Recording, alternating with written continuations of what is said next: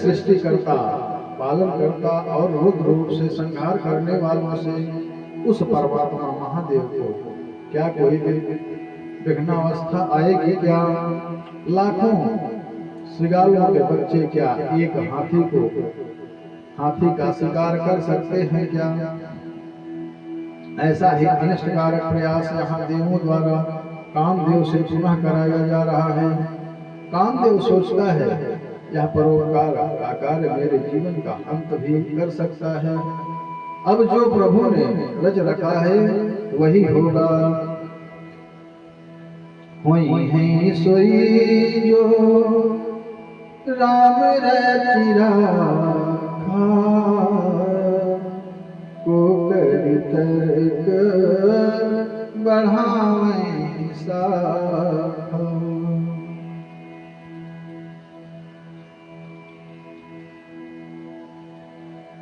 कामदेव की मन स्थिति विचित्र सी होने लगी। कामदेव कुछ सोच नहीं पा रहा है, अपने मन की स्थिति समझ नहीं पा रहा है। कामदेव की मन स्थिति विचित्र सी होती चली जा रही है, जैसा कि एक सन्यासी की हो गई थी। एक सन्यासी जी अपने आश्रम में शिव मंदिर में रहते थे, वहीं अपनी पूजा अर्चना साधना करते रहते थे। उनके आश्रम के ठीक सामने सड़क के उस पार एक वेश्या का कोठा था। सन्यासी यदा कदा वेश्या के कोठे से आने जाने वालों को देखते रहते थे और कभी सोचने लगते कि यह वेश्या कितनी खुशनसीब है जो अपना जीवन आनंद से बिता रही है, और मैं हूँ जो अपना नीरस जीवन बिता रहा हूँ। भगवान कृष्ण भी गीता में कहते हैं, ध्यायतो विषयान् पुंसः संगस्ते सुपजायते, संगा संजायते कामः, कामात् क्रोधोऽभिजायते। इंद्रिय विषयों का चिंतन करते हुए मनुष्य की उनमें आसक्ति उत्पन्न हो जाती है, और आसक्ति से काम उत्पन्न होता है, और फिर काम से क्रोध उत्पन्न होता है। क्रोध भवति सम्मोहः, सम्मोहात् स्मृतिभ्रमः, स्मृतिभ्रंशात् बुद्धिनाशो, बुद्धिनाशात् प्रणश्यति। क्रोध से पूर्ण मोह उत्पन्न होता है, और मोह से स्मरण शक्ति का विभ्रम हो जाता है, और स्मरण शक्ति भ्रमित होने से बुद्धि नष्ट हो जाती है, और बुद्धि नष्ट होने से मनुष्य भवकूप में पुनः गिर जाता है। यही दशा उस पवित्र आश्रम में रहने वाले सन्यासी की हो गई थी।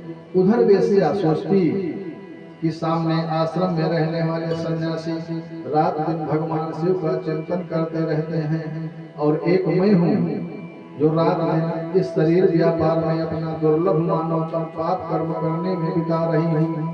दोनों एक दूसरे के प्रति सोच रहे हैं। सन्यासी वेश्या के प्रति सोच रही है कि वो आनंद में है, और वेश्या सन्यासी को सोच रही है कि सन्यासी अपना जीवन भगवान के शरण में बिता रहे हैं। जब दोनों का अंत समय आया, तब धर्मराज ने सन्यासी को दूषित विचारों के चिंतन के कारण नरक में डाला, और वेश्या का शुद्ध विचारों के चिंतन के कारण स्वर्ग में स्थान मिला। अतः मन के विचार शुद्ध रखने चाहिए, मन में कभी गलत भावनाएं नहीं आनी चाहिए, मन को सदैव शुद्ध रखना चाहिए, किसी से ईर्ष्या द्वेष भाव नहीं रखना चाहिए। मन के मते न चालिए, मन के मते अनेक, जो मन को बस में करे वो साधु कोई एक। कामदेव पुनः मारगणों को साथ में लेकर के शंकर जी के पास जाकर के अनेक प्रकार के कामोद्दीपक कृत्य करने लगा, लेकिन शिव जी को मोह प्राप्त नहीं हुआ। हार मान करके कामदेव अपने सहायक बसंत और मारगणों के साथ वापस आकर के ब्रह्मा जी से कहने लगे, हे देव, हम सभी ने सभी उपाय कर लिए, परंतु हम शंकर जी को काम विकार से मोहित नहीं कर सके हैं। अब आप शिव जी को स्त्री ग्रहण कराने हेतु कोई दूसरा उपाय कीजिए। ऐसे कह करके कामदेव अपने सहायकों के साथ अपने स्थान को चले गए। नारद जी कहते हैं कि हे देव, हे ब्रह्मा जी, कामदेव के चले जाने के बाद आपने क्या किया? ब्रह्मा जी कहते हैं कि हे नारद जी, शिव जी ने अपना मनोरथ अपूर्ण देख करके मेरे हृदय में विस्मय उत्पन्न हो गया। मेरा मद नष्ट दिखने लगा। मैंने विष्णु भगवान का स्मरण किया। मेरी प्रार्थना पर भगवान विष्णु कमल नयन चारों भुजाओं में आयुध धारण किए पीतांबरधारी प्रकट हुए। मैंने उनकी स्तुति की, उनसे प्रार्थना की और मेरी प्रार्थना को सुन करके भगवान विष्णु कहने लगे कि हे लोककर्ता ब्रह्मा जी, आपने मेरा स्मरण किस प्रयोजन से किया है? ब्रह्मा जी कहते हैं कि हे प्रभु, मैंने भगवान रुद्र के सम्मोहन के लिए कामदेव के साथ बसंत और मार्गणों को भेजा। उन्होंने वहां जाकर के सम्मोहन के सभी उपाय किए, परंतु शिव जी में जरा भी काम विकार नहीं उत्पन्न हुआ। आप ही कोई ऐसा उपाय बताइए जिससे मेरा मनोरथ पूर्ण हो सके। भगवान विष्णु कहते हैं कि हे लोककर्ता पितामह, आपकी ऐसी बुद्धि शिव जी के प्रति क्यों हुई है? तब ब्रह्मा जी कहते हैं कि हे प्रभु, सृष्टि के आरंभ में मेरी वाणी से एक सुंदर कन्या उत्पन्न हुई थी। उसे देख करके मुझे और ऋषियों को उसके सुंदर रूप को देख करके काम भाव उत्पन्न हो गया था। उस समय शिव जी ने मेरी अधिक निंदा की थी। हे प्रभु, यदि शिव जी स्त्री ग्रहण कर लें तो मेरे मन का संताप मिट जाएगा, मेरे हृदय का विकार मिट जाएगा।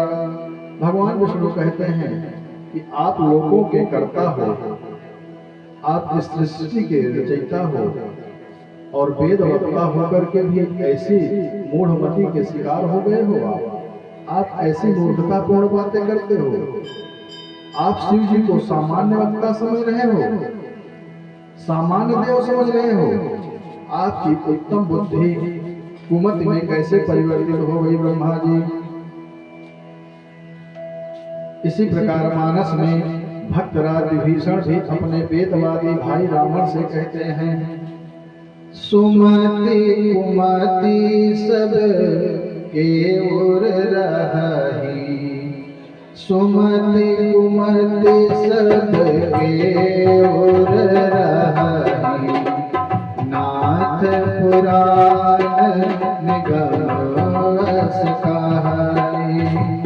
सुमति कुमति सब के ओर रही, नाथ पुराण निगम यश कहाई।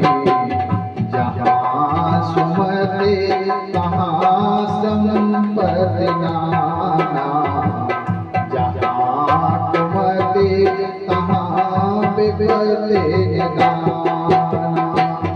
तब कुमति कसी विपरीता, हृदय हित मानव रूपीता, हृदय हित मानव रूपीता।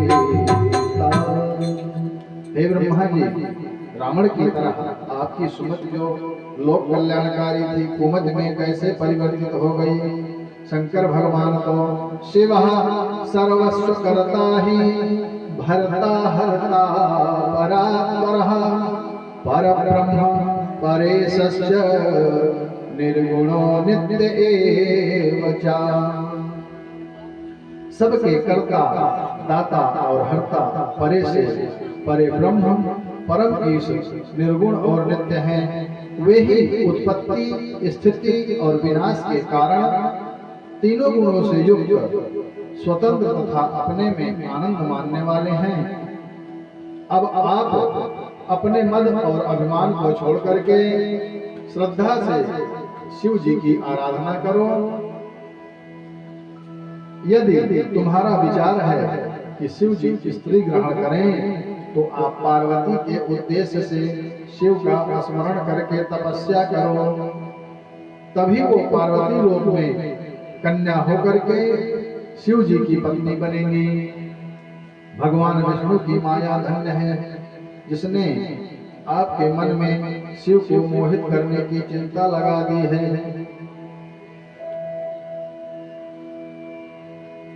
मत्सर, शोक और चिंता और माया इस संसार में किसको पीड़ित नहीं करते हैं। हे ब्रह्मा जी, आप शायद उन शंकर जी के उन वचनों को भूल गए हो, जब निर्गुण शिव अपनी इच्छा से सगुण होकर के तुमको सृष्टि करने का और मुझको पालन करने का आदेश दिया था। तब उन्होंने यह भी कहा था कि ब्रह्मा, विष्णु और शिव मेरे ही रूप हैं। उन्होंने पार्वती के 3 रूप, ब्रह्मा के लिए सरस्वती, विष्णु के लिए लक्ष्मी और शिव के रूप पूर्ण रूप सती होंगी, ऐसा कहा था। हे ब्रह्मदेव, समय पर हम सपत्नीक हो गए, सस्त्रीक हो गए और शंकर जी ने रुद्र रूप से कैलाश पर अवतार लिया है। अब उनके उत्पादनार्थ यत्न करें, जिससे दक्ष ब्रजेश के यहाँ सती नाम से शिवा पार्वती अवतार लें। और विष्णु के इन वचनों को सुन करके मैं अहंकार मुक्त होकर के प्रसन्न हो गया। ब्रह्मा जी कहते हैं कि हे नारद जी, विष्णु जी के चले जाने पर मैंने शिव की प्रिया संसार की माता दुर्गा की स्तुति की। ब्रह्मोवाच त्वं चितिः परमानंद परमात्म स्वरूपिणी प्रसन्ना हो देवेशी मत्कार्यं कुरुते नमः। हे माता, परम आनंद परमात्मा के रूप को धारण करने वाली, आप प्रसन्न होकर के मेरे कार्य को संपूर्ण करें। आपको बारंबार नमस्कार है। मेरे द्वारा स्तुति करने पर योग निद्रा आविर्भूव प्रत्यक्षम देवर से चंडिका। मेरे द्वारा स्तुति करने पर योग निद्रा चंडिका मेरे सामने प्रकट हो गई। हे नारद, मैंने उस शिव शक्ति को देख करके साष्टांग दंडवत करके उनकी स्तुति की। जगद्धिताय सततम शिव पत्नी नमोस्तुते। हे संसार की हितैषी जगदम्बिका शिव पत्नी, आपको बारंबार नमस्कार है। संसार की पूज्य काली देवी ने मुझसे पूछा कि हे ब्रह्मा, आपने मेरी स्तुति क्यों की है? आप अपना हेतु हमें बताओ। तब ब्रह्मा जी कहते हैं कि हे देवी, रुद्र नाम के शिव योगी कैलाश पर्वत पर विराजमान हैं। वे अपत्नीक हैं, उनके साथ स्त्री नहीं है, उनकी पत्नी नहीं है, विकार रहित दूसरे की इच्छा नहीं करते हैं। अतः हे देवी, आप ही उनकी दक्ष कन्या के रूप में रूप द्वारा मोहित करके उनकी पत्नी हो जाओ। दुर्गा जी कहते हैं कि हे ब्रह्मा, आपने जो कहा है वह सत्य है। हे विधि, मैं वही उपाय करूंगी जिससे शंकर जी मोहित होकर के स्त्री ग्रहण करें। दुर्गे बोली, यो ब्रह्मा से मैं अपना वचन निभाऊंगी।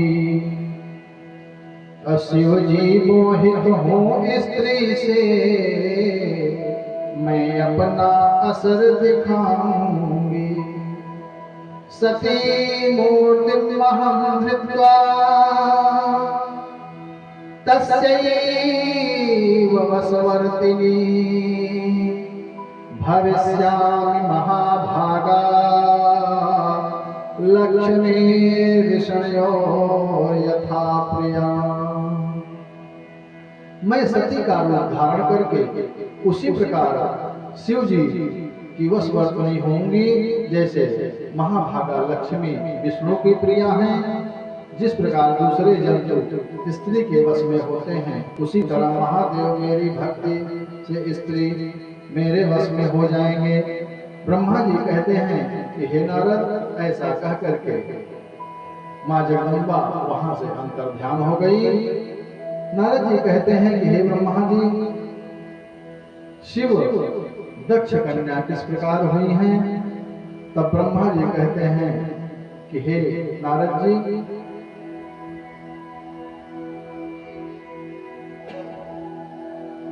नारद जी मेरी आज्ञा से दक्ष ने जगत माता के दर्शन हितार्थ तपस्या की। क्षीरोद के उत्तर किनारे पर दृढ़ता पूर्वक 3000 वर्ष तक तप किया और दक्ष ने पहले पत्ते, फिर वायु, फिर निराहार रह करके कठोर तप किया और दक्ष के कठोर तप से प्रसन्न होकर के सिंह पर आसीन होकर के चारों भुजाओं में आयुध धारण करके लाल नेत्रों वाली जगत की सृष्टि करने वाली माता शिवा प्रकट हो गई। दक्ष ने अपने सामने मां भगवती को देख करके प्रसीद भगवत्याते प्रसीद शिवरूपिणी प्रसीद भक्त वरदे जगन्माये नमोस्तुते। हे शिव स्वरूपिणी आद्या शक्ति, भक्तों को वर देने वाली जगन माता, आप प्रसन्न हो, आपको नमस्कार है। दक्ष की विनती से प्रसन्न होकर के देवी ने वरदान मांगने को कहा। तब दक्ष ने कहा कि हे मां, हे जगन माता, यदि आप मुझ पर प्रसन्न हैं तो मेरी पुत्री बन करके शिव की पत्नी बने, क्योंकि आपको छोड़ करके शिव जी को मोहने की शक्ति किसी में नहीं है। दक्ष की प्रार्थना पर देवी कहने लगी, देव्य उवाच अहं तव सुता दक्ष त्वज्जायां महेश्वरी भविष्यामि न संदेह त्वद्भक्तिं वशवर्तिनी। देवी कहती हैं कि हे दक्ष, तुम्हारी भक्ति से प्रसन्न होकर के मैं तुम्हारी स्त्री से उत्पन्न होकर के तुम्हारी पुत्री होंगी और मैं शिव पत्नी बनने को ऐसा दुस्सह तप करूंगी कि शिव जी की पत्नी हो जाऊं और मैं प्रत्येक जन्म में उनकी दासी रही हूं और अनेक रूपधारी शिव ही मेरे पति रहे हैं। अब आप अपने घर को जाओ, मेरे प्रण को ध्यान में रखना कि मैं प्रत्येक सृष्टि में आपकी सुता होकर के शिव जी की ही पत्नी होंगी और यदि आपने मेरा कभी भी निरादर किया तो उसी स्थान पर अपना मैं शरीर त्याग दूंगी। दक्ष से ऐसा कह करके भगवती उसी स्थान पर अंतर ध्यान हो गई। नारद जी कहते हैं कि हे विधाता, हे ब्रह्मा जी, दक्ष ने तप स्थल से अपने घर जाकर के क्या क्या किया?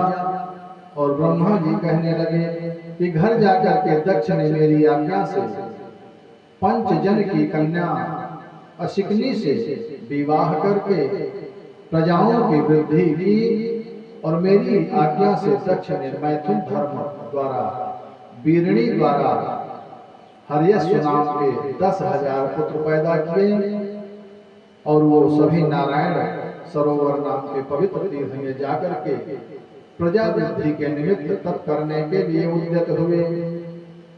तब हे नारद, तुमने उनके पास जाकर के यह प्रश्न किया था कि पृथ्वी का अंत देखे बिना और शास्त्र में जो उपदेश है उसे जाने बिना सृष्टि कैसे कर सकते हो? तुम्हारे इन प्रश्नों को सुन करके हर्यश्व गण नारद जी की परिक्रमा करके चले गए, आज तक वापस नहीं आए। तब पुनः दक्ष ने शवलाश्व नामक के 1000 पुत्र पैदा किए और वो भी प्रजावृद्धि हेतु तप करने नारायण सरोवर पर चले गए। तब तुमने पुनः उनसे भी वही प्रश्न किए थे, उनको भी अनेक मार्ग से भ्रष्ट कर दिया था। वो भी भाइयों की तरह विरक्त मार्ग को चले गए थे। जब दक्ष ने यह सारा वृत्तांत सुना तो क्रोधित होकर के तुमको शाप दे दिया था। दक्ष उवाच किम कृतं ते धर्मश्रेष्ठ साधूनां साधुलिंगतः भिक्षोर्मार्गोर्भकानां वैदर्शितो साधुकारिणः। दक्ष ने कहा कि हे अधमश्रेष्ठ, यह तूने क्या किया? भिक्षुक, तूने मेरे पुत्रों को यह कैसा विरक्त मार्ग दिखाया है? और हे अधमाधम, तूने बार बार मेरा अकल्याण किया है। ऐसा कह करके दक्ष ने विवदेव मतस्तेतः पदं लोकेषु न स्थिरम्, ऐसा कह करके दक्ष ने नारद से कहा कि संसार में तेरा पैर स्थिर नहीं रहेगा। और हे नारद, तुमने उस शाप को स्वीकार किया था, तभी से आप एक स्थान पर स्थिर नहीं रह सकते हो। हे नारद जी, इसके बाद दक्ष ने 60 कन्याएं उत्पन्न की और उनमें से 10 धर्म को ब्याही, 13 कश्यप को और 29 कन्याएं चंद्रमा को, एक अत्रि मुनि को, भूतांगिरस और पिशाच को 2-2 कन्याएं दी। शेष कन्याएं सृष्टि के हेतु तारक्षक को दी। शिवा को कोई बड़ी, जो सती उनकी पुत्री हुई, सती को कोई बड़ी, कोई मझली और कोई छोटी कन्या कहते हैं। सती को वीरणी के गर्भ में गई जानकर हरि आदि देवता लोक कल्याण करने वाली जगदम्बिका की स्तुति करके बार बार प्रणाम करने लगे। 9वां मास पूर्ण होने पर जब उत्पन्न हुई तो आकाश से पुष्पों और मेघों की वर्षा होने लगी। दक्ष ने उस जगदम्बा की अनेक प्रकार से स्तुति की। दक्ष उवाच शिवा शांता महामाया योग निद्रा जगन्मयी तां त्वां नमामि परमां जगद्धात्री महेश्वरी जगद्धात्री महेश्वरी। दक्ष कहते हैं कि हे शिवा, हे शांता, हे महामाया, हे संसारमयी, हे योगिनिद्रा, आप धन्य हैं। ऐसी जगत माता महेश्वरी को मैं प्रणाम करता हूँ।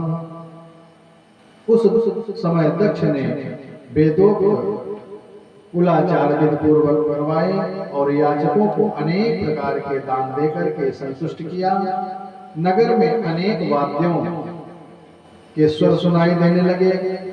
देवताओं ने भी वहां आकर के अनेक प्रकार से जगत माता की स्तुति की। देवों की ही आज्ञा से दक्ष ने अपनी पुत्री का नाम सती रखा।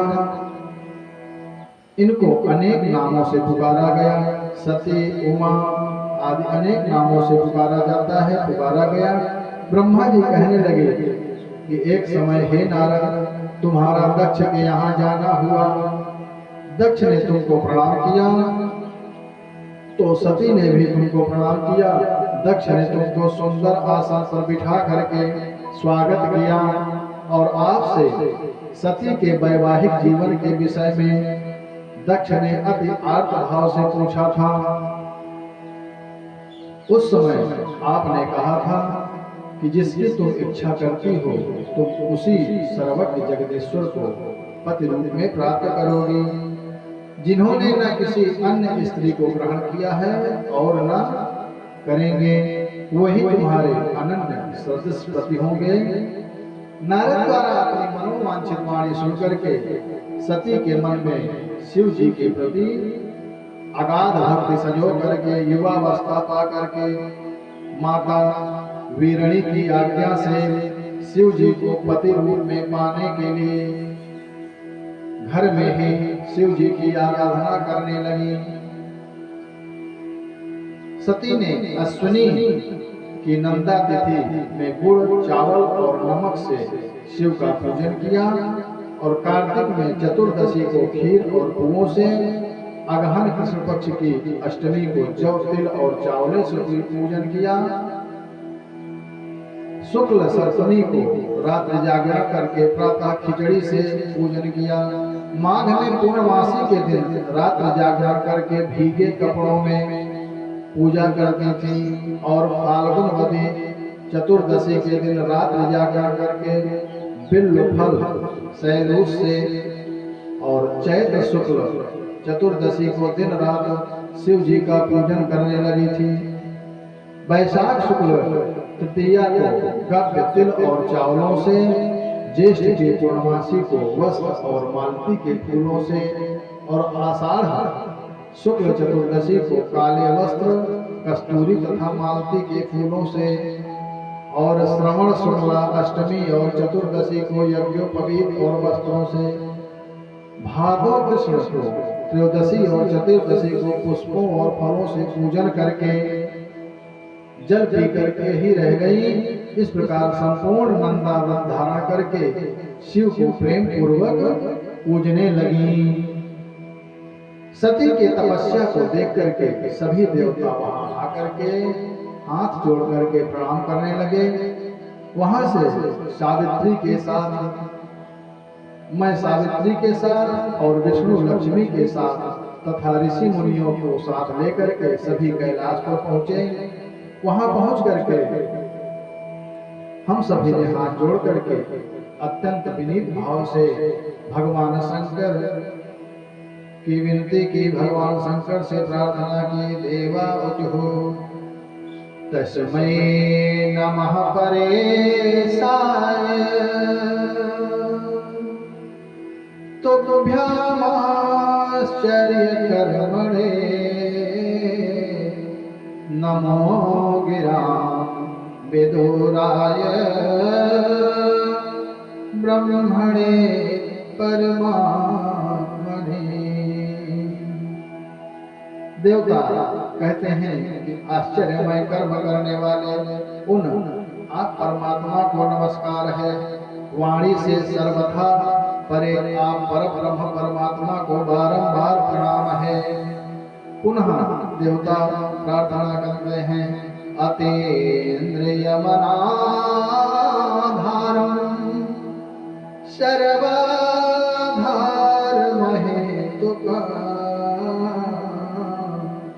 अनन्तमाद्यं सूक्ष्मं त्वां प्रणमामो अखिलेश्वर। हे अखिलेश्वर, इंद्रियों से परे स्वयं आधार रहित आद्य और सूक्ष्म आप प्रभु को हम सभी प्रणाम करते हैं। हम सभी इस प्रकार आस्तुत करके मौन हो गए।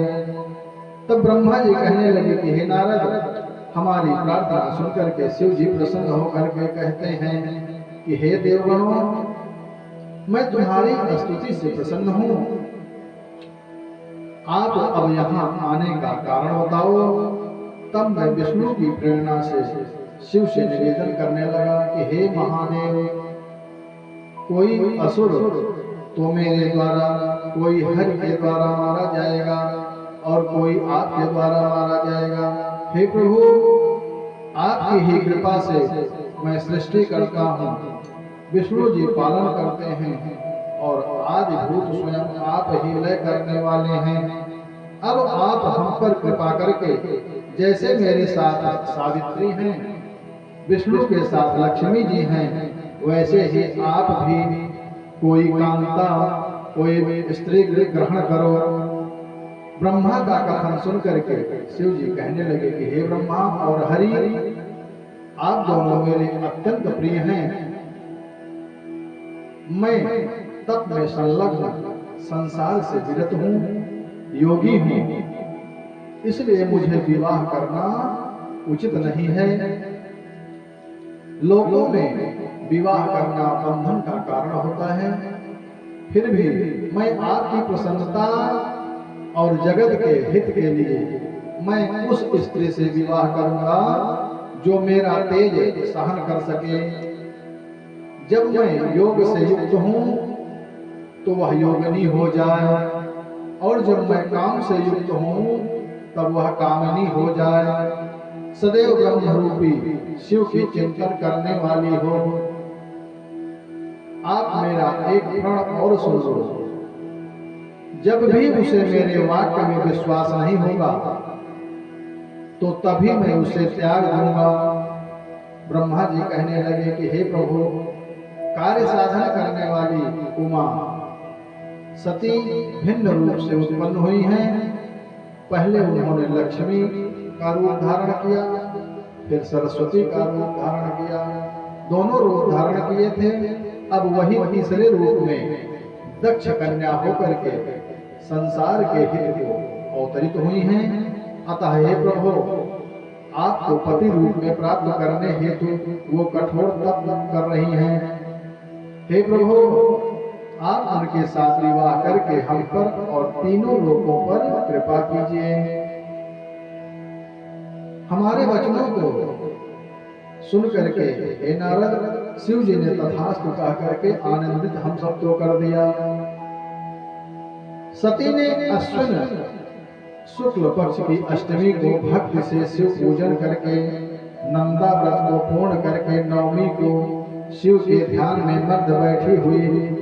तत्पश्चात जहाँ सती के सन्मुख सर्वांग सुंदर 5 मुख वाले 3 नेत्र वाले भालचंद्र भगवान भोलेनाथ प्रकट होकर के कहने लगे, महादेव उवाच दक्षनंदिनी प्रीतोस्मि व्रतेनानेन स्वव्रते वरं वर संदासे यद्वाभिमतं भवे। महादेव जी ने कहा कि हे दक्षनंदिनी, मैं तुम्हारे इस व्रत से प्रसन्न हूं। जो तुम्हारा अभीष्ट वर हो उसे मांगो, मैं उसे प्रदान करूंगा। अब आप मनोवांछित वर मांग लो। सती नीचे सिर करके कहने लगी कि हे जगतपति, आपकी जो इच्छा हो मुझे वह वर दे दो।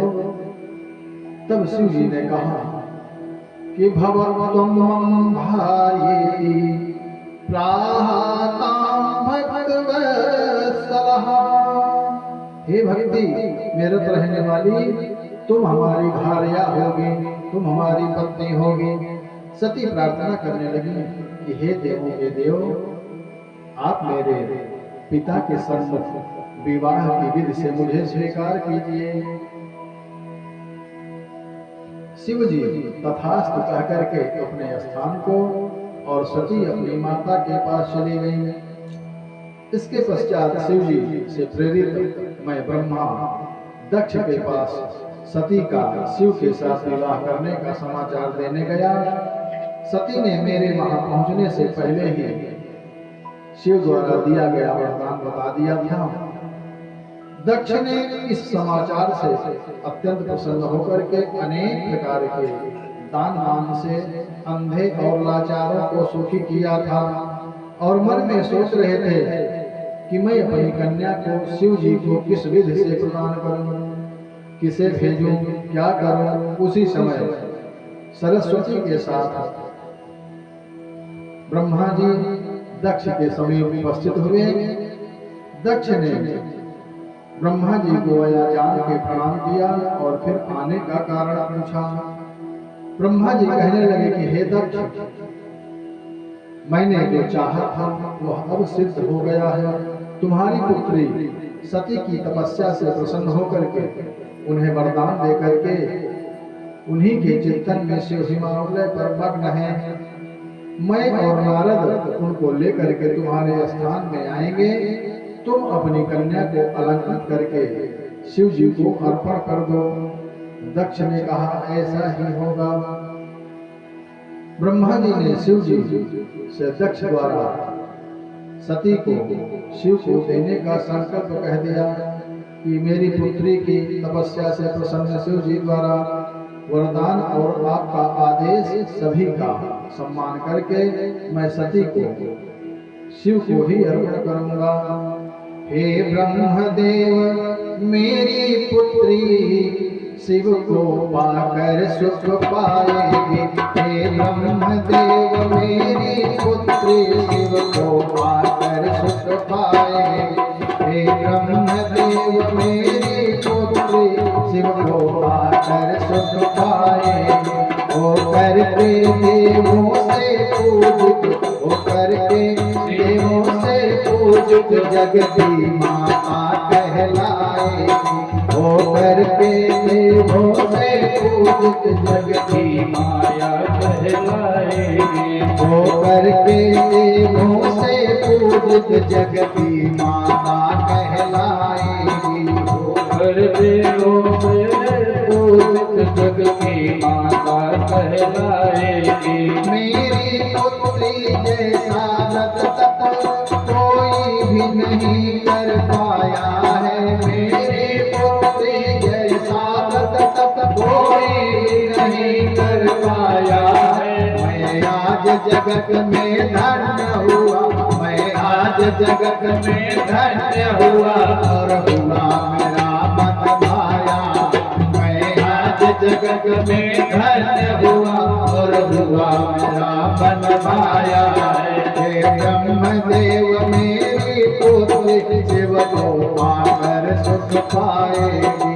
हे ब्रह्मदेव, मेरी पुत्री शिव को पाकर सुख पाएगी।